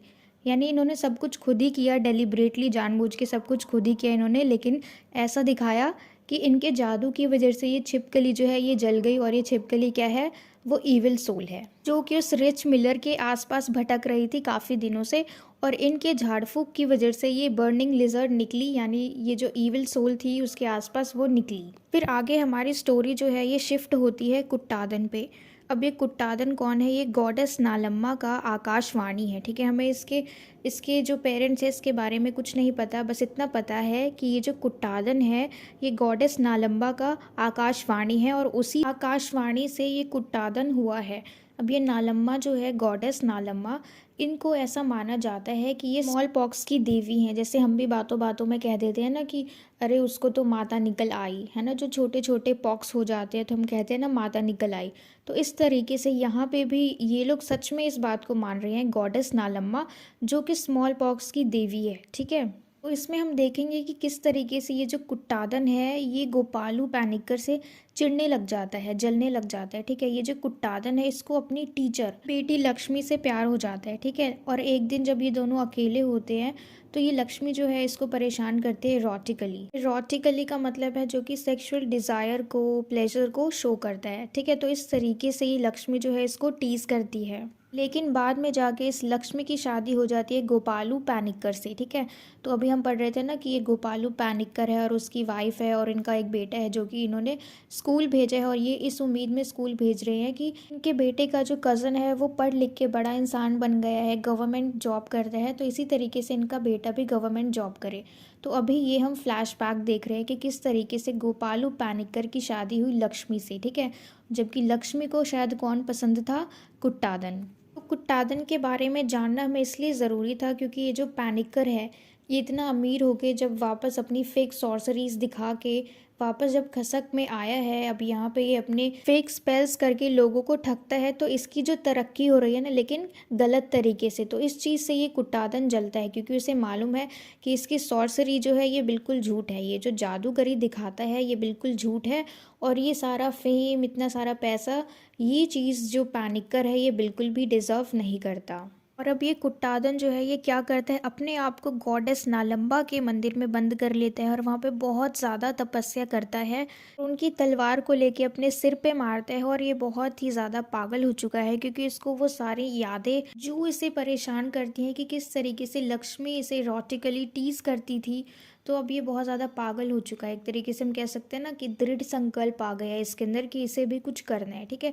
तो अब ये बहुत ज़्यादा पूजा पाठ करने लग जाता है और इसका जो इतना ज़्यादा डेडिकेशन है टुवर्ड्स गॉडेस नालंबा, तो ये चीज़ देख के गांव के जितने भी लोग हैं, खसक गांव के लोग और खसक के बाहर वाले लोग भी इस चीज़ को देख के बहुत ज़्यादा अट्रैक्टेड होते हैं और वो भी फिर भक्त बनते जाते हैं और धीरे धीरे बहुत ज़्यादा संख्या में भक्त बन जाते हैं और उनके ऊपर बहुत ज़्यादा प्रसाद चढ़ाया जाता है। अब इतना ज़्यादा प्रसाद है, तो इस प्रसाद की वजह से ये किस तरीके से उनको डील करता है, उनको सेल करता है और इसी की वजह से ये बहुत ज़्यादा अमीर हो जाता है और इतना अमीर हो जाता है कि इसे अपने पैसों का हिसाब किताब करने के लिए एक नौकर रखना पड़ता है, एक हेल्पर रखना पड़ता है जिसका नाम होता है थीनगन। अब ये इतना ज़्यादा अमीर हो गया है तो ये क्या करता है, गॉडेस नालंबा की पूजा के लिए बहुत बड़ा फेस्टिवल अरेंज करता है, ठीक है। और जैसे ही वो फेस्टिवल का दिन आ जाता है, उस दिन कथकली डांसर्स को बुलाया जाता है और पूरा विलेज जो है उसको बहुत ही ज़्यादा खूबसूरती से सजाया जाता है। वहाँ पे बहुत ज़्यादा भीड़ होती है और जो भक्त लोग होते हैं उनकी भी बहुत ज़्यादा भीड़ होती है, बहुत ज़्यादा भीड़ होती है, समझ लो, ठीक है। तो अब क्योंकि इस फेस्टिवल में हर चीज़ की अरेंजमेंट की गई है खाने पीने की, तो इसमें देखो इसने क्या गलती कर दी कि इसमें इसने शराब को भी शामिल कर लिया।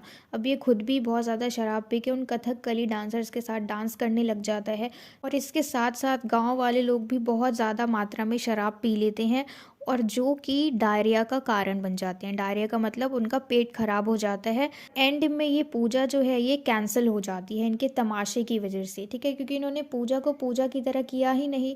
अब इसमें इन्होंने काफ़ी सारी चीज़ें ऐड करी, तो इन्हें प्रसाद चढ़ाना चाहिए था, अलग अलग तरह की मिठाइयों को ऐड करना चाहिए था, लेकिन इन्होंने शराब को भी ऐड कर दिया जिसने कि हर चीज़ को खराब कर दिया है ना। पूरी जो पूजा थी वो कैंसिल हो गई सिर्फ शराब की वजह से। तो जिन देवी की पूजा हो रही थी नालम्मा की, गॉडेस नालम्मा की, उनको क्या माना जाता था कि वो स्मॉल पॉक्स की देवी हैं, ठीक है। और इन्हीं की पूजा में इन्होंने इतना तमाशा कर दिया और लास्ट में जाके ये पूजा कैंसिल हो गई, ठीक है। और ये पूजा कैंसिल होते ही पूरे गांव में महामारी फैल गई स्मॉल पॉक्स की, यानी सब बीमार होने लगे, सबको स्मॉल पॉक्स होने लगे।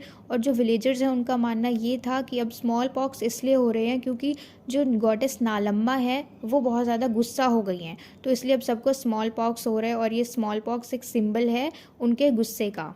इसी महामारी का शिकार हो जाता है रवि और इसको भी स्मॉल पॉक्स हो जाते हैं, इसे फीवर हो जाता है और पूरे गांव वाले लोग इसकी देख रेख करते हैं। अभी ये बीमार है और अपनी बेहोशी की हालत में है और इस वक्त इसको वो सारी चीज़ें याद आ जाती है जिससे वो पीछा छुड़ाना चाहता था, यानी जो हरकत इसने की थी अपनी स्टेप मदर के साथ, इसका जो अफेयर था, इस चीज़ को भुलाने के लिए ये खसक में आया था। लेकिन इस वक्त ये बीमार है, बेहोशी की हालत में है, तो उसे वो सारी चीज़ें याद आ रही हैं कि किस तरीके से वो अपने पैरालाइज्ड फादर को छोड़ के आया है और फिर से उसे अपनी गलती का एहसास होता है कि उसने अपनी मदर के साथ अच्छा नहीं किया। तो ये सारी चीज़ें अभी वो बेहोशी की हालत में सोच रहा है, उसको अचानक से ये सारी चीज़ें याद आ जाती हैं। तो अब कुछ टाइम बाद रवि का फीवर जो है वो धीरे धीरे उतरने लग जाता है और ये धीरे धीरे रिकवर होने लग जाता है, ठीक है। और जो विमेन होती है खसक की और नर्स जो होती है वो इसका बहुत ही अच्छे से ध्यान रखती है, बिल्कुल एक मदर की तरह, ठीक है। तो ये धीरे धीरे ठीक होते जाता है और इसके जो निशान होते हैं स्मॉल पॉक्स के वो भी उतरते जाते हैं। और जो लेडीज़ होती है वहाँ की खसक की जो विमेन है, they provide him their own breast milk, है ना, and their love is also sensual and Ravi finds comfort in their warmth. तो वो जो लेडीज़ हैं रवि को मदर की तरह प्यार करती हैं और रवि भी उनके पास कंफर्ट फील करता है, ठीक है। और ये इस खसक विलेज के हौरी से भी मिला हुआ है। हौरी ये जो शब्द है इसका मीनिंग है ब्यूटीफुल यंग लेडी, और ये हौरी ऑफ खसक कौन है, मैमूना, ठीक है, जो कि चुकरू की वाइफ थी। तो मस्जिद के अंदर जो खासी रहता है वो रवि को एडवाइस करता है कि वो मॉस्क के अंदर ही रहे, वो भी मस्जिद के अंदर ही रहे ताकि वो अच्छे से रिकवर कर पाए, ठीक है। और खाजी। देखो यहाँ पे दो शब्द है, एक तो है खासी, ठीक है, इसका मतलब है कि वो इंसान जो मस्जिद के अंदर रहता है, और दूसरा है खाजी, जो जिसके पास स्पेशल पावर्स होते हैं, जो जादूगर होते हैं, जो हमने शुरू में पढ़ा था, ठीक है। तो ये खाजी जो है ये प्रे करता है इसके लिए कि ये ठीक हो जाए, ठीक है, रवि ठीक हो जाए। और माधवन नायर जो है ये इसको नहलाता है। और मुल्ला जो है यानी अल्लाह पिच्चा जो है इसके लिए नीम और टर्मरिक यानी नीम और हल्दी का पेस्ट भेजता है कि वो उसको यूज़ करे साबुन की जगह पे, ठीक है, साबुन को यूज़ ना करके वो नीम और हल्दी का पेस्ट यूज़ करे, जिससे कि वो जल्दी से जल्दी ठीक हो जाएगा। थोड़े दिनों बाद रवि जो है ये बिल्कुल ठीक हो जाता है, लेकिन ये जो महामारी है ये गांव वालों के लिए बहुत ही ज़्यादा बुरी साबित होती है, ठीक है, क्योंकि जो कप्पू अचान है जिसके बारे में हमने पढ़ा था, जो कि एक गॉसिप मॉन्गर था, चुगलखोर आदमी, ये अपनी आई साइट को खो देता है इस महामारी में। और जो चांद उम्मा के बच्चे होते हैं दोनों, ये दोनों भी मारे जाते हैं। और गांव में काफ़ी सारे लोग हैं जो इस महामारी में सफ़र कर रहे हैं, ठीक है। और स्कूल के जो बच्चे हैं वो भी काफ़ी सारे बच्चे इस महामारी के शिकार हो गए हैं और कुछ आ भी रहे हैं।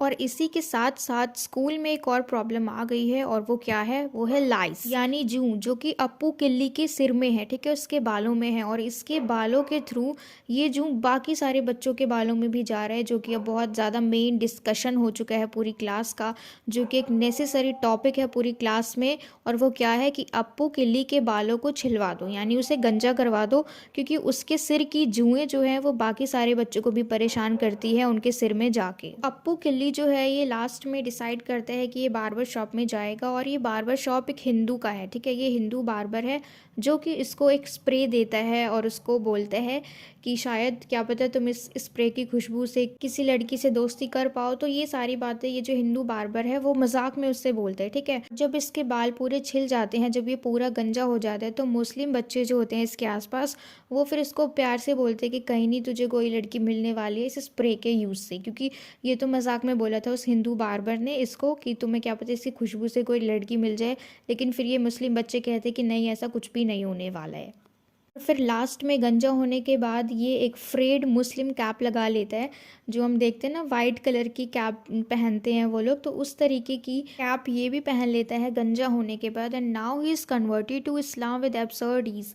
बहुत आसानी से ये हिंदू से मुस्लिम बन जाता है, ठीक है, हिंदू से एक मुस्लिम इंसान बन जाता है। और अब इसका नाम है अप्पू रुथवार। पहले इसका नाम था अप्पू किल्ली, अब इसका नाम है अप्पू रुथवार, ठीक है। तो इसका जो कन्वर्जन है हिंदू टू इस्लाम, ये चीज़ शिवारामन नायर को बहुत ज़्यादा गुस्सा दिलाती है, और वो इस चीज़ के लिए रवि को ब्लेम करता है, ठीक है। क्योंकि रवि जो है देखो एक ऐसा इंसान है जिसे कोई मतलब नहीं है कि कोई किसी भी धर्म से है, ठीक है, क्योंकि इंसान तो इंसान होता है, चाहे वो हिंदू धर्म से हो चाहे मुस्लिम धर्म से हो।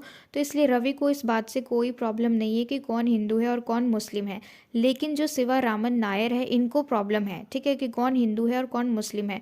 तो क्योंकि रवि सबको अलाउ कर देते हैं, मुस्लिम लोगों को भी अलाउ कर देते हैं कि वो लोग स्कूल के अंदर आ सकते हैं, तो ये चीज़ शिवारामन नायर को नहीं है पसंद। और इसीलिए अब ये रवि को ब्लेम कर रहे हैं इस चीज़ के लिए कि अप्पू किल्ली जो है ये अप्पू रुथवार हो गया, यानी हिंदू से ये मुस्लिम हो गया। इसलिए शिवारामन नायर जो है ये ब्लेम कर रहे हैं कि ये जो रवि है ये रिलीजियस स्ट्राइफ करवाता है, यानी जो धर्म कलह करवाते हैं ना, लड़ाई लगवाता है ये, और बच्चों को धर्म के प्रति भड़काता है, गुमराह करवाता है। तो इस चीज़ का ये जो ब्लेम लगा है रवि के ऊपर, इसको गलत प्रूफ करने के लिए अब अप्पू किल्ली को परमिशन मिल जाती है कि ये दोनों रिलीजन को फॉलो कर सकता है, यानी ये कुछ टाइम तक, यानी वीक में कुछ दिन ये हिंदू भी रह सकता है और बाकी के कुछ दिन ये मुस्लिम भी रह सकता है, ठीक है। तो अब ये दोनों चीज़ को फॉलो करेगा, और ये दोनों चीज़ यानी दोनों धर्म को फॉलो करेगा। और ये चीज़ हमारे जो ऑथर हैं ओवी विजयन इस चीज़ को इसलिए मेंशन कर रहे हैं क्योंकि पार्टीशन से पहले दोनों धर्म एक साथ रहते थे, है ना। तो इसलिए यहाँ पे जो अप्पू किल्ली कैरेक्टर है इसके थ्रू यहाँ पे हमारे ऑथर इस चीज़ को दिखाना चाह रहे हैं कि प्री पार्टीशन के पहले का टाइम जो था उसमें दोनों साथ में रहते थे। फिर हम आगे बढ़ेंगे तो जानेंगे कि किस तरीके से अल्लाह पिच्चा इनके अब स्ट्रगलिंग डेज शुरू हो गए हैं। इनके पैरों में एक घाव हो गया है, ठीक है। अल्लाह पिच्चा के पैरों में एक घाव हो गया है जो कि उनके फटे जूतों की वजह से हुआ है, और उन्हें ऐसा लग रहा है कि ये घाव सिर्फ इनके फटे हुए जूते की वजह से इनको दर्द दे रहा है, ठीक है। तो इनके पास पैसे भी नहीं है कि ये अपने सैंडल्स को, शूज़ को ठीक कराए, ठीक है, लेकिन फिर भी ये करा लेते हैं। जितना ये करा सकते थे इतना ये करा लेते हैं। और फिर इनकी वाइफ जो है वो इनके पैरों में बैंडेज लगाती है और फिर ऑयलिंग भी करती है ताकि इनका जो घाव है, जो दर्द है, वो कम हो सके, ठीक है। लेकिन क्या होता है कि ये चीज़ कम नहीं होती, ये और ज़्यादा बढ़ जाती है। तो अल्लाह पिच्चा को ऐसी कंडीशन में हॉस्पिटल लेके जाया जाता है जो कि बिल्कुल खसक विलेज के पास में ही है, जिसका नाम है पालघाट, जिसको हमने शुरू में पढ़ा था ना, जिसका नाम पालक्कड़ भी था। तो इसी के पास वाले हॉस्पिटल में इन्हें लेके जाया जाता है। फिर हम जानेंगे खसक विलेज के ट्रेडिशन के बारे में कि यहाँ के विलेजर्स किस तरीके से हर 4 से 5 साल में एक फीस्ट रखते हैं, यानी हम कहते हैं ना भोज रखते हैं, अगर जो भी उनके एंसेस्टर्स होते हैं, जो पूर्वज होते हैं, उनके लिए रखते हैं। तो इसी तरीके से 4 से 5 साल में ये लोग हमेशा उनके लिए भोज रखते हैं। और इस भोज के टाइम में ही अब देखो यहाँ पे जो अल्लाह पिच्चा है इसकी यहाँ पे मृत्यु हो जाती है। क्यों होती है? क्योंकि इसको कैंसर हो रखा है। ये बात इसे हॉस्पिटल में आके पता लगती है। पहले इनको लग रहा था कि इनके पैर में घाव है, ठीक है, पर जब ये हॉस्पिटल में आते हैं तब इन्हें मालूम पड़ता है कि ये घाव नहीं है बल्कि इन्हें कैंसर हो रखा है, इसलिए ये घाव ठीक नहीं हो रहा। तो यहाँ पे इनकी मृत्यु हो जाती है और गांव वाले लोग इनकी बॉडी को दफनाने के लिए अच्छे से अरेंजमेंट करते हैं, ठीक है। और ये जो गांव के लोग हैं ना, खसक के लोग, ये लोग जो अंडरस्टैंडिंग ऑफ डेथ है इसको बहुत अच्छी तरीके से समझते हैं। और खसक में डेथ को बिल्कुल भी एंड की तरह नहीं लिया जाता। जब किसी की मृत्यु होती है तो हम कहते हैं ना अब तो इसका अंत आ चुका है ना। तो यहाँ पे ये जो गांव के लोग हैं ये बिल्कुल भी नहीं मानते कि डेथ एक अंत है, डेथ एक एंड है। ये समझते हैं कि ये रिबर्थ है और जो बॉडी है वो फ्री हो चुकी है किससे? कर्म बंधनों से, यानी अब उसको कोई कर्म नहीं करना पड़ेगा, कोई कार्य नहीं करना पड़ेगा, है ना। जो कर्मा का साइकिल होता है उससे अब ये बॉडी फ्री हो चुकी है। तो यहाँ पे ये लोग शोक नहीं मनाते हैं बल्कि इस चीज़ को सेलिब्रेट करते हैं कि जो बॉडी है वो रिबर्थ लेगी, दोबारा नया जन्म लेगी, नया शरीर लेगी। और क्योंकि अब इसकी मृत्यु हो चुकी है, अब इस शरीर को छोड़ दिया है आत्मा ने, तो ये जो शरीर है अब ये फ्री हो चुका है कर्म बंधन से। तो देखो हमने पढ़ा था शिवा रामन जो है ये एक हिंदू है और अल्लाह पिच्चा मुस्लिम है, तो उनको मुस्लिम लोगों से बहुत ज़्यादा दिक्कत है। लेकिन शिवा रामन जो है वो अल्लाह पिच्चा के आखिरी टाइम पे इनके घर पे बलक काट को भेजते हैं, यानी बैलगाड़ी को भेजते हैं ताकि इन्हें जल्दी से जल्दी हॉस्पिटल लेके जाया जा सके। भले कि इनको बिल्कुल भी नहीं पसंद थे ये, क्योंकि ये मुस्लिम थे, पर फिर भी इन्होंने लास्ट टाइम पे अब इनकी हेल्प करी अपनी बैलगाड़ी को भेज के ताकि ये जल्दी से जल्दी हॉस्पिटल जा सके। और रवि जो है कुछ पैसे उधार लेके इनके पास जाता है ताकि ये भी उनकी कुछ हेल्प कर सके। फिर हम देखेंगे निज़ाम अली जो कि अल्लाह पिच्चा का एडॉप्टेड सन था और काफ़ी सालों के मन मुटाव के बाद, क्योंकि इसका पूरा बिहेवियर बिल्कुल रेबेलियन वाला था, वो कभी भी अपने फादर की बात नहीं मानता था, लेकिन लास्ट टाइम में उसने अपने फादर का बहुत ज़्यादा ध्यान रखा और उनके इस आखिरी वक्त में ये निज़ाम अली बिल्कुल वैसा बन गया जैसा कि अल्लाह पिच्चा चाहते थे उससे, ठीक है। जैसी औलाद वो चाहते थे बिल्कुल वैसा बन गया निज़ाम अली लास्ट में। लेकिन पर अब तो कोई फ़ायदा नहीं, क्योंकि पूरी ज़िंदगी उन्होंने एक दूसरे को हर्ट करने में ही बिता दिया, जो इनका ईगो बैटल्स था वो खेलने में बिता दिया, ठीक है। और अल्लाह पिच्चा जो है उससे बदला लेने के लिए उन्होंने क्या किया था कि मैमूना की शादी, यानी मैमूना जो है उससे निज़ाम अली बहुत ज़्यादा प्यार करता था, तो उसकी शादी उन्होंने बिल्कुल इनएलिजिबल मैन से करा दी। पूरे टाउन में जो सबसे बेकार इंसान था ना, कौन था? चुकरू, उससे करा दी सिर्फ बदला लेने के लिए। लेकिन लास्ट में सब कुछ सॉल्व हो गया जिस तरीके से निज़ाम अली का बिहेवियर अपने फादर के लिए चेंज हो गया, है ना। तो लास्ट में सब कुछ सॉल्व हो गया हम कह सकते हैं। इनकी डेथ का सेलिब्रेशन ख़त्म हो जाता है, ये जो फीस्ट है ये भी ख़त्म हो जाता है और स्कूल का एनुअल एग्जामिनेशन जो है वो अब शुरू हो जाता है। तो सब अपना एनुअल एग्जामिनेशन देने के बाद अब स्कूल वाले बच्चों को लेके जा रहे हैं पिकनिक पे। कहाँ? एक माउंटेन पे जिसका नाम है चेटाली, ठीक है, चेटाली।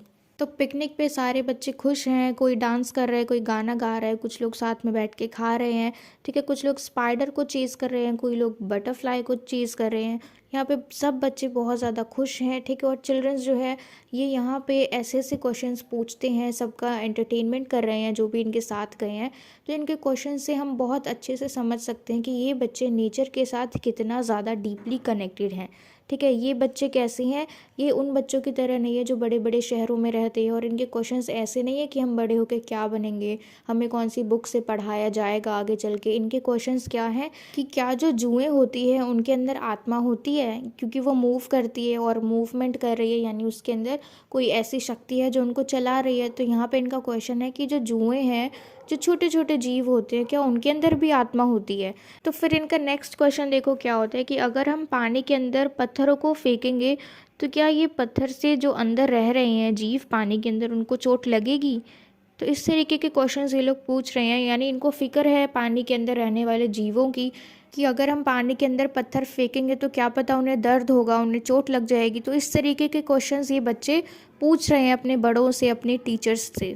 पिकनिक पे सभी को बहुत ज़्यादा मज़ा आ रहा है, ठीक है। अब सारे बच्चे बहुत ज़्यादा एंजॉय कर रहे हैं, लेकिन ये पिकनिक एक छोटा सा टर्न ले लेती है। क्या टर्न लेती है कि ये जो छोटी बच्ची है कुन्हा मीना, जो कि पिकनिक पे ही है, सिर्फ 10 ईयर्स ओल्ड गर्ल है, इसको यहाँ पे रियलाइज़ होता है कि इसकी तबीयत ख़राब हो गई है, ये बहुत ज़्यादा बीमार बीमार फील करती है।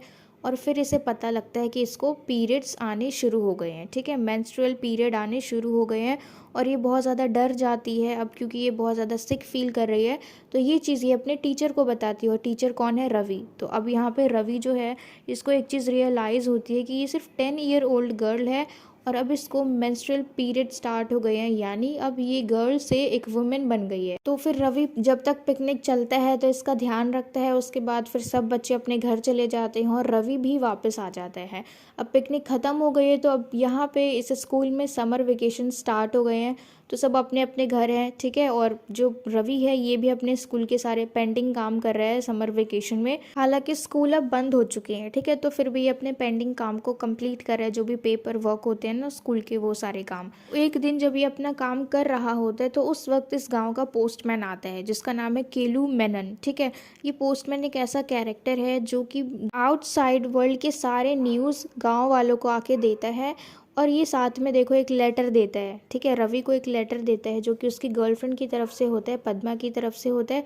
और साथ ही ये रवि को ये बात भी बताता है कि अभी गांव में इलेक्शंस चल रहे हैं, किसके, कोजान सेरी के। और वो बताते हैं कि शायद कम्युनिस्ट पार्टी इस इलेक्शन में जीत सकती है, कोजान सेरी, ठीक है, ये नाम याद रखना, कोजान सेरी। तो यहाँ पे इलेक्शन शुरू हो गए हैं और शायद कम्युनिस्ट पार्टी जो है वो जीत सकती है। तो जब ये पद्मा का लेटर खोल के देखता है तो उसमें लिखा होता है कि ये 10 दिनों के अंदर अंदर इससे मिलने वाली है, ठीक है, मिलने आने वाली है। तो ये पूरे 10 दिन तक इसका रेस्टलेसली इंतज़ार करता रहता है। और जब ये यहाँ पे आ जाती है पद्मा, तो ये जाता है पालघाट में उसे लेने के लिए।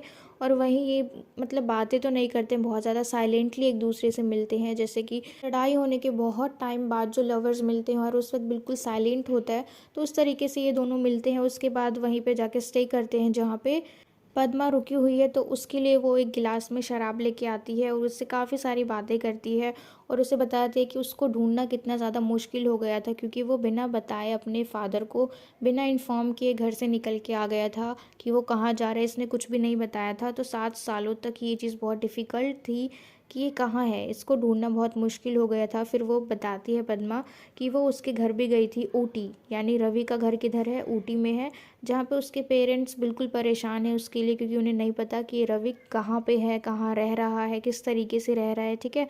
और ये उसको बहुत ज़्यादा डांटती भी है कि ये बिना बताए आ गया, ठीक है। और फिर वो कहती है कि तुम मेरे साथ प्रिंसटन चलो। प्रिंसटन जो है ये पद्मा की जगह है, यानी पद्मा जहाँ से आई है ये प्रिंसटन से आई है, और जहाँ पे रवि रहता है वो है ऊटी में। तो ये मना रही है उसको कि तुम वापस चलो, तुम जो आधी पढ़ाई छोड़ के आए हो वापस से उसको जाके शुरू करो, ऐसे बीच में पढ़ाई क्यों छोड़ा, मतलब यही सारी बातें करती रहती है और उसे मनाती है कि वो प्रिंसटन चले, और फिर ये दोनों दोबारा से अपनी खुशहाल ज़िंदगी को शुरू करेंगे।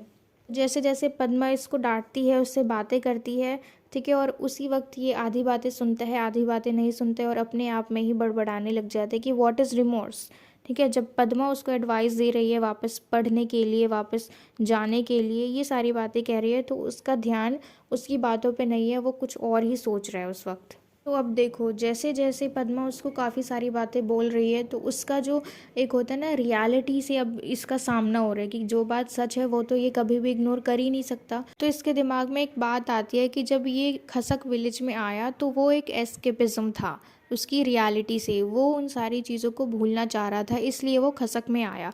फिर ये रियलाइज़ करता है कि ये खसक में एज अ टीचर आया, अपने स्टूडेंट्स को पढ़ाने आया, लेकिन यहाँ के लोगों ने, यानी इनके विलेजर्स ने, यहाँ के स्टूडेंट्स ने इसको काफ़ी सारी चीज़ें सिखा दी कि हम नेचर से कैसे प्यार कर सकते हैं, लॉ ऑफ कर्मा, किस तरीके से नेचर हमारे ऊपर इफ़ेक्ट करता है। तो ये सारी चीज़ें उसे इसके स्टूडेंट्स ने सिखाई और इन गांव वालों ने सिखाई। तो फिर लास्ट में से रियलाइज़ होता है कि ये जो खसक विलेज है, ये सिर्फ इसके लिए सराय है, यानी ट्रांजिट प्लेस, यानी क्षणिक प्लेस, जहाँ पे ये थोड़ी दिन के लिए रहने आया था। A temporary rest stop in the journey of his life, है ना। थोड़ी दिन के लिए, शांति के लिए ये यहाँ पे आया था खसक विलेज में।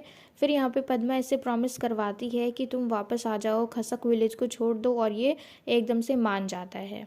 अब आगे देखो, जब पद्मा और रवि एक साथ सिटी में टाइम स्पेंड कर रहे होते हैं तो उस वक्त स्कूल इंस्पेक्टर का पियन जो है वो खसक में आता है, यानी इस बार दूसरा इंस्पेक्टर है, ठीक है। पिछली बार वाला जो इंस्पेक्शन के लिए आया था वो रवि का फ्रेंड निकल गया था, लेकिन इस बार वाला जो स्कूल इंस्पेक्टर है वो कोई दूसरा है, अब चेंज हो चुका है, क्योंकि एक एक साल में चेंज होते रहते हैं, तो ये दूसरा साल है और इस बार चेंज हो गया है।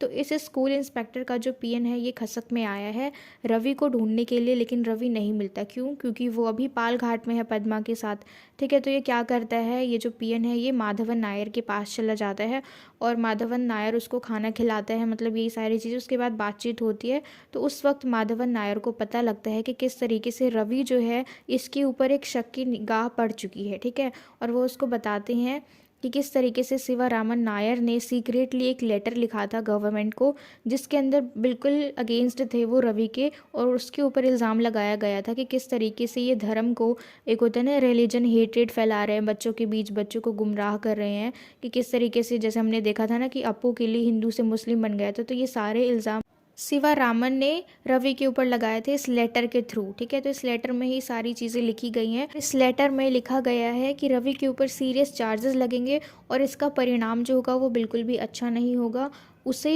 इस स्कूल से और इस जॉब से हाथ धोना पड़ जाएगा, ठीक है। तो ये सारे इल्ज़ाम इसके ऊपर लगे हैं और इसके कॉन्सिक्वेंसेस भी ये पीएन माधवन नायर को बता देता है। इस साथ ही साथ ये पीएन देखो क्या करता है, इसको एडवाइस भी देते हैं कि अगर तुम्हें बचना है, अगर तुम चाहते हो कि रवि ये स्कूल छोड़ के ना जाए, रवि को इस स्कूल से ना निकाला जाए और इस स्कूल को बंद ना करवाया जाए, तो तुम इस स्कूल इंस्पेक्टर को घूस दे सकते हो। देखो यहाँ पे ये पीएन इसको आइडिया दे रहा है कि तुम घूस दे के बच सकते हो, ऐसे में ना उसकी जॉब जाएगी ना स्कूल बंद होगी। तो ये सारी बातें उसको कहते हैं और कहते हैं कि तुम एक बार रवि को बोल देना कि वो स्कूल इंस्पेक्टर से आके माफ़ी मांग ले, एक बार अपोलोजाइज़ करे। फिर जैसे ही पीएन इस गांव से निकलता है, तुरंत वैसे ही रवि वापस आ जाता है और माधवन नायर उसे सारी बातें बताते हैं, जो जो बातें पीएन ने उसको बताई हैं, किस तरीके से उसके ऊपर स्कूल इंस्पेक्टर की निगाह पड़ी हुई है और कैसे अब ये फंस चुका है। तो ये सारी बातें उसको बताते हैं, ठीक है। और फिर साथ ही साथ माधवन नायर ये भी कहते हैं कि अगर कोई भी ज़रूरत पड़ेगी तो हम तुम्हारी मदद करेंगे, घूस वगैरह की बात ये भी करते हैं। तो फिर रवि मना कर देते हैं उनको ये सारी चीज़ें करने के लिए, हेल्प के लिए मना कर देते हैं। और फिर वो सोचता रहता है कि मैं तो वैसे भी इस गांव में, खसक गांव में एक एलियन की तरह हूँ। एलियन यहाँ पे क्यों कहा? क्योंकि ये पूरे विलेज में तो सारे लोग आपस में एक दूसरे को जानते हैं, लेकिन सबसे अलग इंसान जिसको कोई नहीं जानता था शुरू में, वो कौन था? वो रवि था। तो इसलिए यहाँ पे एलियन कहा गया है इन द लैंड ऑफ खसक, ठीक है। फिर से ये इस चीज़ को यहाँ पे रियलाइज़ करता है कि अभी आखिरी टाइम है इसका खसक विलेज में, और अब इसको ये छोड़ देगा क्योंकि ये तो सिर्फ एक सराय है, यानी एक क्षणिक प्लेस, क्षणिक जगह जहाँ पे कुछ दिनों के लिए आया था, रियलिटी को एस्केप करके, ठीक है, रियलिटी से बचने के लिए आया था ये कुछ दिनों के लिए। फिर अब जिस दिन खसक विलेज को छोड़ के ये रवि निकलता है, तो उसी दिन कम्युनिस्ट पार्टी के कुछ लोग इसके पास आ जाते हैं और इसको पे करते हैं विजिट के लिए, आने जाने का खर्चा इसको देते हैं। और फिर उनका जो सडन रिएक्शन होता है ना कि किस तरीके से वो आके उससे बातचीत करते हैं, तो वो इसलिए आते हैं, इस चीज़ को डिक्लेयर करते हैं कि किस तरीके से जो गवर्नमेंट डिसीजन है स्कूल को बंद ना करने का, और उन्हें अभी भी रवि ही चाहिए एज अ टीचर और रवि का ही सपोर्ट चाहिए। तो ये सारी बातें उसको आके बताते हैं और वो कहते हैं कि किस तरीके से जो हमारा पीएन था वो पीएन नहीं था, बल्कि वो एक कॉमरेड था, यानी मेंबर ऑफ एन ऑर्गेनाइजेशन था। तो वो सिर्फ, मतलब हम कह सकते हैं कि ये कोई इंस्पेक्टर का पीएन नहीं था, बल्कि ये एक मेंबर था एक ऑर्गेनाइजेशन का, जो कि आया था चेक करने के लिए कि सब कुछ ठीक है या नहीं है, लेकिन एवरीथिंग वाज फाइन। तो इसलिए वो बताने आए हैं इसको कि वो स्कूल को ना जाए छोड़ के, इस विलेज को ना जाए छोड़ के, उन्हें अभी भी रवि ही चाहिए as a teacher in the school. ठीक है, फिर उसके बाद ये जो कोमरेड है, ये जो एजेंट है, मेंबर ऑफ एन ऑर्गेनाइजेशन, जो कि पीएन बन के आया था, ये फिर विज़िट करता है निज़ाम अली के पास, उसके मॉस्क में जाता है।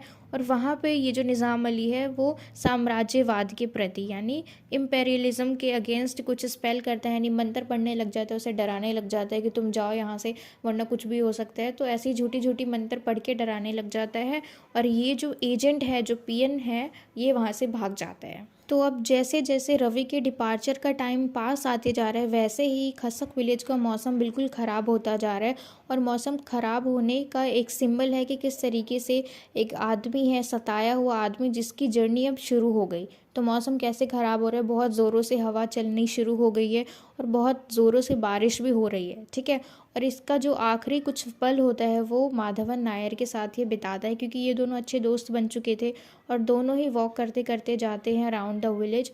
उसके बाद कुछ बातें करते हैं। ठीक है, और फिर वहीं पे अटेंडेंस रजिस्टर में अपना रेजिग्नेशन लेटर रख के और इस रजिस्टर को वो माधवन नायर को दे देते हैं। ठीक है, और जैसे ही ये बस का वेट करता है कुमन कावू पे, जहाँ पे ये शुरू में आया था ना, कुमन कावू, तो यहीं पे खड़े होके वो बस का इंतज़ार करता है। और जैसे ही बस का इंतज़ार करता है ना, नीचे देखते तो उसकी नज़र एक सांप पे पड़ती है, जो कि उसी की तरफ आती है, अपने दांत दिखाती है, मतलब अपने फन को फैलाती है और उसको काट लेती है। हालांकि इसने पहले ही देख लिया था, पर इसने कुछ रिएक्ट नहीं किया, ये भागा भी नहीं वहाँ से और उसी वक्त इसको सांप ने काट लिया। फिर ये नीचे गिरता है पेन में। ना ही अब इसकी हालत ऐसी है सांप के काटने के बाद कि ये नीचे गिर चुका है और ना ही ये चिल्ला सकता है, ना ये खुद अपनी हेल्प कर सकता है, यानी कुछ भी नहीं कर सकता। और यहीं पे ये लेटा रह जाता है और हमारी नॉवल यहीं पे ख़त्म हो जाती है इसी के साथ। ठीक है, फिर हमें नहीं पता लगता कि आगे क्या हुआ, यहीं पे हमारी नॉवल ख़त्म हो जाती है। तो इस नॉवल में हमने देखो हर चीज़ को डिस्कस किया। I tried not to skip even a single information, है ना, क्योंकि वो लोग एग्ज़ाम में कहीं से भी कुछ भी पूछ लेते हैं। तो हमने हर चीज़ को अच्छे से डिस्कस किया। जितने भी कैरेक्टर्स आए हमने सबका नाम देखा, सबके बारे में हमने थोड़ा थोड़ा सब कुछ जाना। इस नॉवल में हमने हर चीज़ को देखा कि रिलीजन को कहाँ पे यूज़ किया गया, सुपरस्टिशियस चीज़ों को कैसे यूज़ किया गया। रिलीजन वही जब हम देख रहे थे शिवा रामन नायर को, जहाँ पे उनको हिंदू और मुस्लिम से प्रॉब्लम थी। सुपरस्टिशियस की बात करें तो निज़ाम अली, जो कि एक खासी बन गया था स्पेशल पावर्स की वजह से। फिर स्पिरिचुअलिटी, फिर ट्रेडिशन और मॉडर्निटी, फिर कम्युनिज्म, फिर मैजिक को भी हमने देखा। एस्केपिज्म तो सबसे मेन है, क्योंकि रवि अपनी रियलिटी को एस्केप करने के लिए ही वो खसक विलेज में आया। फिर हमने देखा नेचर, फिर अनकंडीशनल लव। तो ये सारी चीज़ें हमने अच्छी तरीके से इस नावल में देखी और मुझे पूरी उम्मीद है कि आपको सच में सब कुछ क्लियर हो गया हो, क्योंकि हमने कुछ भी नहीं स्किप किया है। And I hope that this video is very helpful, and if so then please let me know in the comment box if you like this video, and share it with your friends as well so that they can get help from it. And don't forget to subscribe my channel. Until we meet in the next video, keep learning.